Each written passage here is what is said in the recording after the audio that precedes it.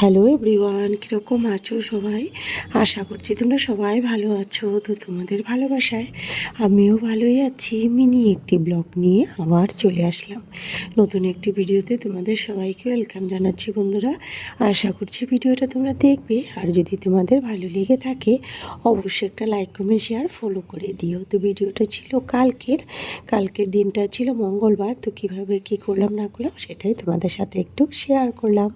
তো দেখো বন্ধুরা, আমি বিকেল টাইমে বেরিয়ে পড়ছি একটু শপিং করতে আর কি। দেখো রেডি হয়ে গেছি, মেয়েও রেডি হয়ে গেছে, তো আমার দু বোনও যাবে।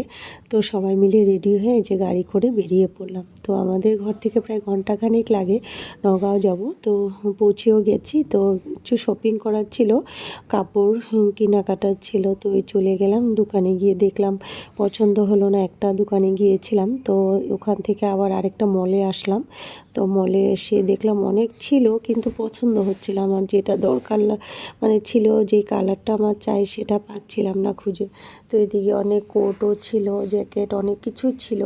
এগুলো দাঁড়িয়ে দাঁড়িয়ে দেখতেছিলাম, ভালো লাগছিল দেখতে, কিন্তু কালারগুলো পছন্দ হচ্ছিল না। তো কোনটা নেব ভাবছি, কিন্তু একটা কালারও মানে আমার ভালো লাগছিল না ওইভাবে। তো অনেকগুলোই দেখলাম, কিন্তু কিছুই ওরকম মন পছন্দ মতন হচ্ছিল না। তো খুব মনটা স্যাড লাগছিল। তারপরে অবশেষে গিয়ে পেলাম একটা দোকানে, দোকান না এটা মল ছিল। তো ওখানে গিয়ে পেলাম, তারপরে নিয়েছি। তো ছেলেও জ্যাকেট নেবে, তো কয়েকটা দোকানে ওর জন্য জ্যাকেট দেখলাম, পেলাম না। ওর আবার হোয়াইট কালারের জ্যাকেটটাই লাগবে, তো অন্য কালারের জ্যাকেটও নেবে না। তো হোয়াইট কালারের জ্যাকেট অবশেষে ঘুরতে ঘুরতে একটা দোকানে গিয়ে পেলাম। তো ওই যে জ্যাকেটটা ওর জন্য কিনলাম। জ্যাকেট কিনে এখন মেয়ের বায়না, ওকে কিছু খেলার জিনিস কিনে দিতে হবে। তারপরও পাপা নিয়ে গেল, গিয়ে যে দেখো ডক্টর সেট একটা কিনলো। তো এটাও লাগবে, আমি বলছি অন্য কিছু নিতে, কিন্তু নেবে না, ওর এটাই লাগে। তারপরে ওর পাপা কিনে দিল। তারপরে নিয়ে নিল এই যে একটা গিটার। তো ওই গিটারটা দেখে মানে খুব পছন্দ, এটাও লাগবে। তারপরে এটাও কিনে দিল ওর পাপা। তো নিয়ে এই যে এখন দেখো কাউকে দেবে না, ও খেলা করছে। তারপরে যে বিলিং করলো সব, মানে যেগুলো কেনাকাটা করলাম সব বিল করে। তারপরে তো একটু চাটা খেতে হবে, চা না খেলেও মাথাটা ধরে যায়।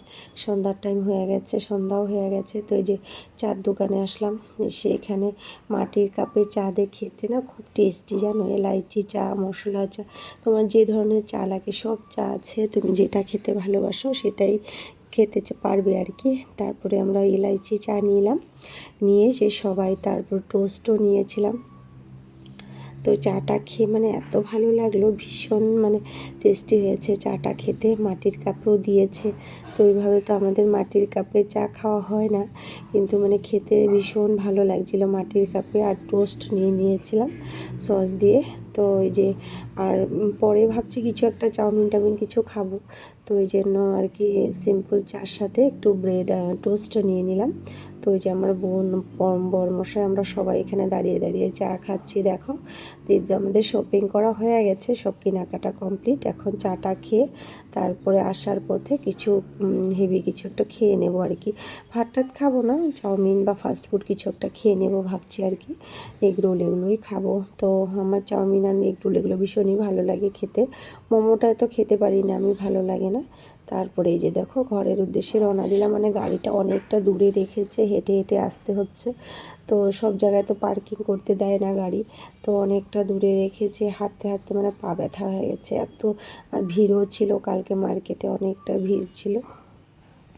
তো এই যে হেঁটে হেঁটে গাড়ির সামনে আসছি। তো হেঁটে আসতে আসতে মানে আমার এত হরান লাগছিল, একটু বসে গেছি। তারপরে ছিল এই যে ফ্রাইড রাইস নিল। তো এইভাবে দিনটা কাটালাম বন্ধুরা।